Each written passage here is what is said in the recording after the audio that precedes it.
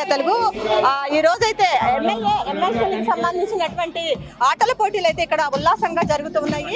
మనతో మాట్లాడే అనిత గారు ఉన్నారు. చెప్పండి మేడం, ఎలా ఉంది ఆటల పోటీల్లో పాల్గొనడం? యాక్చువల్గా చాలా ఆనందంగా ఉంది. ఎప్పుడో చిన్నప్పుడు స్కూల్ డేస్ కూడా గుర్తొచ్చినాయి. చాలా అంటే అందరికీ మంచి స్పోర్టివ్ స్పిరిట్లో రెగ్యులర్గా ఉన్న మా తాలూకా డ్యూటీస్ దగ్గర నుంచి ఏదో బయటకు వచ్చి చిన్న ఆట విడుపులా ఏదైతే ఆట విడుపుని పెట్టారో ఇట్స్ నిజంగా ఆట విడిపే.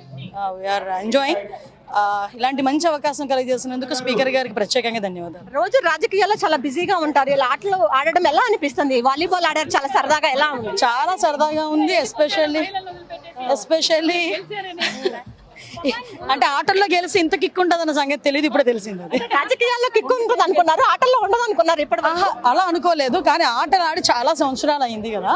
సో దట్ మనతో మాట్లాడేందుకు గుమ్మడి సంజయ్ రాణి మేడం ఎలా ఉన్నారు? చిన్నతనం గుర్తొచ్చిందండి. అందరం సరదాగా ఉండేవాళ్ళు, అలా ఆడుకుంటున్నాం. మాకున్న స్ట్రెస్ అంతా పోయి ప్రశాంతంగా ఆడుకోవాలని గౌరవ ముఖ్యమంత్రి నారా చంద్రబాబు నాయుడు గారు ఏర్పాటు చేసినటువంటి గేమ్స్ స్పీకర్ గారు ఎంతో సంతోషంగా చిన్నపిల్లలాగా మాకు అందరికి ఏర్పాటు చేస్తారు. చాలా సంతోషంగా ఉంది. అయితే మొత్తానికి చూసుకున్నట్లయితే మహిళా మంత్రులు కూడా చాలా ఉల్లాసంగా ఉత్సాహంగా అయితే ఆటల పోటీల్లో అయితే పాల్గొంటున్న పరిస్థితి కనిపిస్తూ ఉంది.